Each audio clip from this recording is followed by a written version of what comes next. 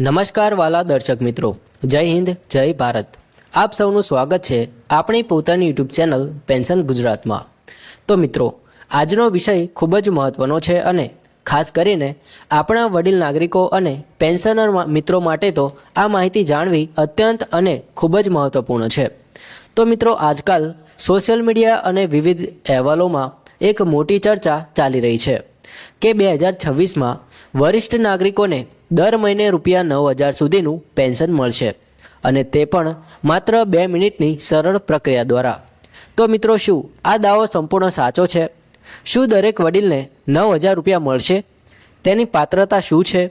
Form ક્યાંથી ભરવું? Online પ્રક્રિયા કેવી રીતે કરવી? અને સૌથી મહત્ત્વનું કે આ યોજનાની હકીકત શું છે? આ બધી જ વાતો આજે આપણે ખૂબ જ સરળ અને વિગતવાર રીતે સમજવા જઈ રહ્યા છીએ, જેથી કોઈ પણ ભ્રમમાં ન રહે અને યોગ્ય માહિતીને આધારે જ નિર્ણય લઈ શકે. પરંતુ મિત્રો, એ પહેલાં મારી એક નાનકડી વિનંતી છે કે જો તમે હજી સુધી અમારી ચેનલને સબસ્ક્રાઈબ નથી કરી તો આ ચેનલને જરૂરથી સબસ્ક્રાઈબ કરી લેજો, કારણ કે અમે દરરોજ પેન્શનર, સિનિયર સિટીઝન અને સરકારી કર્મચારીઓને લગતી તમામ માહિતી લાવતા રહીએ છીએ. તો મિત્રો, ચાલો હવે આગળ વધીએ. તો આપણે સૌ જાણીએ છીએ કે છેલ્લા કેટલાક વર્ષોમાં મોંઘવારી સતત વધી રહી છે. રોજિંદા જીવનનો ખર્ચ, દવાઓના ખર્ચા, સારવારના ખર્ચા, ઘર ખર્ચ, આ બધું જ વધી રહ્યું છે. ખાસ કરીને 60 વર્ષથી વધુ વયના વડીલ નાગરિકો માટે આ સ્થિતિ વધુ પડકારજનક બની જાય છે, કારણ કે મોટાભાગે તેઓ નિયમિત આવક વિના જીવન જીવે છે અને પેન્શન અથવા પરિવારના સહારે નિર્ભર રહે છે. આવી પરિસ્થિતિમાં સરકાર દ્વારા આપવામાં આવતી સામાજિક સુરક્ષા પેન્શન યોજનાઓ ખૂબ જ મહત્ત્વની બની જાય છે. ભારતમાં વડીલ નાગરિકો માટેની મુખ્ય સામાજિક સુરક્ષા યોજના Indira Gandhi national old age pension scheme હેઠળ ચાલે છે, જે ગ્રામીણ વિકાસ મંત્રાલય દ્વારા સંચાલિત થાય છે. આ યોજના અંતર્ગત ગરીબી રેખા નીચે જીવન જીવતા અને નિશ્ચિત પાત્રતા ધરાવતા વડીલ નાગરિકોને માસિક નાણાકીય સહાય આપવામાં આવે છે. પરંતુ અહીં એક મહત્ત્વની વાત સમજવાની છે કે કેન્દ્ર સરકાર દ્વારા આપવામાં આવતી મૂળ પેન્શન રકમ મર્યાદિત હોય છે અને દરેક રાજ્ય પોતાની તરફથી વધારાની સહાય ઉમેરે છે. એટલે જ કુલ મળતી પેન્શન રકમ રાજ્ય પ્રમાણે બદલાય છે. કોઈ રાજ્યમાં ₹1,000, કોઈ રાજ્યમાં ₹1,500, તો ક્યાંક 2,000 અથવા તેનાથી વધુ સહાય પણ મળતી હોય છે. હવે મિત્રો, વાત કરીએ કે જે ₹9,000ની ચર્ચા ચાલી રહી છે તેની પાછળનો મુદ્દો શું છે તે સમજવું ખૂબ જ જરૂરી છે. તો હકીકતમાં કેન્દ્ર સરકાર દ્વારા સીધી રીતે દરેક વડીલને ₹9,000 માસિક પેન્શન આપવામાં આવે છે એવું કોઈ સત્તાવાર જાહેરનામું બહાર આવ્યું નથી. પરંતુ કેટલીક પરિસ્થિતિમાં ખાસ કેટેગરીના લાભાર્થીઓને અથવા જુદી જુદી યોજનાઓને જોડીને કુલ મળતી રકમ ₹9,000 સુધી પહોંચી શકે છે. ઉદાહરણ તરીકે, જો કોઈ વ્યક્તિ રાજ્ય સરકારની વૃદ્ધ પેન્શન યોજના, નિઃશક્ત પેન્શન યોજના અને અન્ય સામાજિક સહાય યોજનાઓનો સંયુક્ત લાભ લઈ રહ્યો હોય તો તેની કુલ સહાય વધારે થઈ શકે છે. પરંતુ આ દરેક માટે આપમેળે લાગુ પડે એવું નથી હોતું. મિત્રો, હવે વાત કરીએ પાત્રતા વિશે. તો સામાન્ય રીતે વૃદ્ધ પેન્શન માટે 60 વર્ષ અથવા તેથી વધુ ઉંમર હોવી જરૂરી છે. ઘણા રાજ્યોમાં 60થી 79 વર્ષની ઉંમર માટે એક દર અને 80 વર્ષથી ઉપરના માટે વધુ દર આપવામાં આવે છે. સાથે સાથે આવક મર્યાદા પણ લાગુ પડે છે. ઘણા કિસ્સામાં લાભાર્થી ગરીબી રેખા હેઠળનો હોવો જોઈએ અથવા તો સામાજિક રીતે નબળા વર્ગમાંથી આવતો હોવો જોઈએ. મિત્રો, આધાર કાર્ડ, રેશન કાર્ડ, બેંક ખાતું અને મોબાઈલ નંબર લિંક હોવું જરૂરી બને છે, કારણ કે આજકાલ તમામ પેન્શન સહાય ડાયરેક્ટ બેનિફિટ ટ્રાન્સફર એટલે કે DBT દ્વારા સીધી બેંક ખાતામાં જમા કરવામાં આવે છે.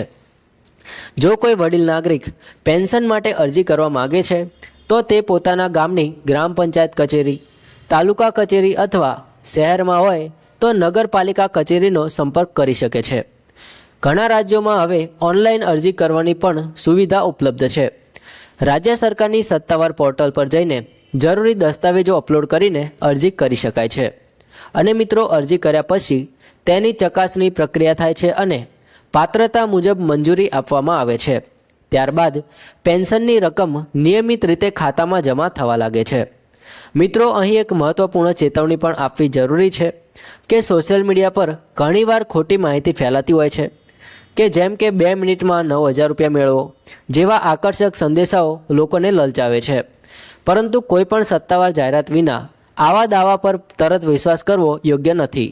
સરકારની કોઈ પણ યોજના માટે નિયમો, પાત્રતા અને પ્રક્રિયા સ્પષ્ટ રીતે જાહેર કરવામાં આવે છે. જો 9,000 રૂપિયાની પેન્શન વિશે કોઈ સત્તાવાર જાહેરનામું આવે તો તે રાજ્ય સરકારની વેબસાઇટ, અખબારો અથવા વિશ્વસનીય સમાચાર માધ્યમોમાં પ્રસિદ્ધ થાય છે. તેથી હંમેશા સત્તાવાર સ્ત્રોત પરથી જ માહિતી તપાસવી જરૂરી છે.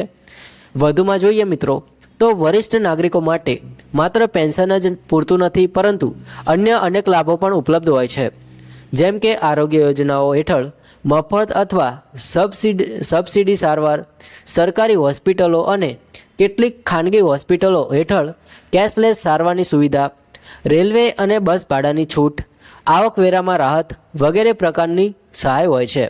આ તમામ લાભોનો યોગ્ય ઉપયોગ કરવામાં આવે તો વડીલોને આર્થિક અને સામાજિક સુરક્ષા વધુ મજબૂત બની શકે છે.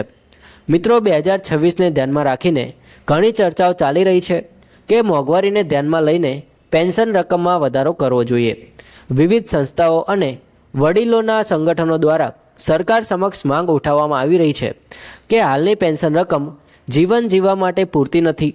જો ભવિષ્યમાં સરકાર પેન્શન રકમ વધારાનો નિર્ણય લે છે તો તે લાખો વડીલ નાગરિકો માટે રાહતરૂપ સાબિત થશે, પરંતુ ત્યાં સુધી સત્તાવાર જાહેરાત આવ્યા વગર કોઈ પણ આંકડા પર નિર્ભર થવું યોગ્ય નથી. મિત્રો, જો તમારા પરિવારના કોઈ વડીલ પેન્શન માટે પાત્ર હોય અને હજી સુધી અરજી ન કરી હોય તો તેમને માર્ગદર્શન આપો. જરૂરી દસ્તાવેજો તૈયાર રાખો. આધાર અને બેંક ખાતું લિંક છે કે નહીં તેની પણ તપાસ કરો અને નજીકની કચેરીમાં જઈને માહિતી મેળવી લો. કોઈ દલાલ અથવા અજાણ વ્યક્તિને પૈસા આપીને કામ કરાવવાની જરૂર નથી. સરકારની યોજના માટે અરજી પ્રક્રિયા સામાન્ય રીતે મફત હોય છે. મિત્રો, 9,000 રૂપિયાની પેન્શન અંગે ચાલી રહેલી ચર્ચા આશાજનક છે, પરંતુ તેની હકીકત અને પાત્રતા સમજવી ખૂબ જ જરૂરી છે. દરેક રાજ્યમાં નિયમો અલગ અલગ હોઈ શકે છે અને સહાય રકમ પણ અલગ અલગ હોઈ શકે છે. તેથી ચોક્કસ માહિતી માટે રાજ્ય સરકારની સત્તાવાર પોર્ટલ અથવા સ્થાનિક કચેરીનો સંપર્ક કરવો ખૂબ જ જરૂરી છે. ખોટી માહિતીથી બચવું જોઈએ, સચોટ માહિતી મેળવવી જોઈએ અને તમારા હકનો લાભ જરૂરથી લેવો જોઈએ. તો મિત્રો, હવે આપણે આગળ વાત કરીએ તો ખાસ કરીને પ્રેક્ટિકલ દ્રષ્ટિએ સમજીએ કે જો ભવિષ્યમાં રૂપિયા 9,000 સુધીની માંગ અંગે કોઈ સત્તાવાર જાહેરાત આવે તો તમારે શું તૈયારી રાખવી જોઈએ. તો સૌથી પહેલાં તો તમારા તમામ દસ્તાવેજો અપડેટ હોવા જોઈએ. આધાર કાર્ડમાં નામ, જન્મ તારીખ અને સરનામું સાચું છે કે નહીં તે ચકાસો. બેંક ખાતું સક્રિય છે કે નહીં અને તેમાં આધાર લિંક થયેલું છે કે નહીં તેની પણ ખાતરી કરો. ઘણા કિસ્સામાં માત્ર બેંક ખાતું નિષ્ક્રિય હોવાને કારણે અથવા કેવાયસી અધૂરું હોવાને કારણે પેન્શન જમા થવામાં વિલંબ થાય છે. તેથી સમયસર કેવાયસી અપડેટ કરાવવું ખૂબ જ જરૂરી છે.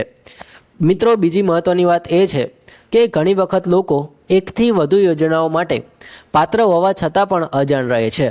ઉદાહરણ તરીકે, જો કોઈ વડીલ નિઃશક્તતા ધરાવે છે, વિધવા છે અથવા અન્ય સામાજિક રીતે નબળા વર્ગમાં આવે છે તો તેને અલગ અલગ યોજનાઓ હેઠળ વધારાની સહાય મળી શકે છે.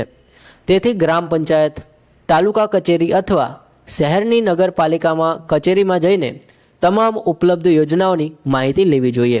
યોગ્ય માર્ગદર્શન મળે તો કુલ મળતી સહાય રકમ નોંધપાત્ર રીતે વધી શકે છે. મિત્રો, એક વધુ બાબત સમજવી જરૂરી છે કે પેન્શન માત્ર નાણાકીય સહાય નથી, પરંતુ તે સરકાર તરફથી વડીલોના માન અને સુરક્ષાનું પ્રતીક છે. વધતી મોંઘવારી વચ્ચે નિયમિત આવકનો સ્ત્રોત હોવું વડીલોને આત્મસન્માન આપે છે. તેથી સરકાર તરફથી જો કોઈ વધારો થાય તો તે માત્ર રકમનો વધારો નહીં, પરંતુ જીવનની ગુણવત્તામાં સુધારો લાવવાનો નિર્ણય બનશે. મિત્રો, હાલની માટે વાત કરીએ તો 9,000 રૂપિયાની સહાય અંગે કોઈ પણ સમાચાર આવે તો તેની સત્તાવાર પુષ્ટિ જરૂરથી કરવી જોઈએ.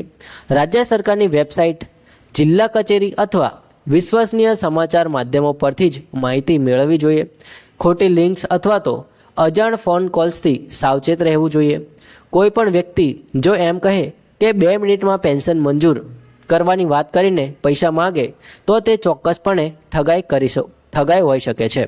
મિત્રો, આપણી પેન્શન ગુજરાત ચેનલનો હેતુ એક જ છે કે દરેક પેન્શનર અને વડીલ નાગરિક સુધી સાચી અને વિશ્વસનીય માહિતી પહોંચતી રહે।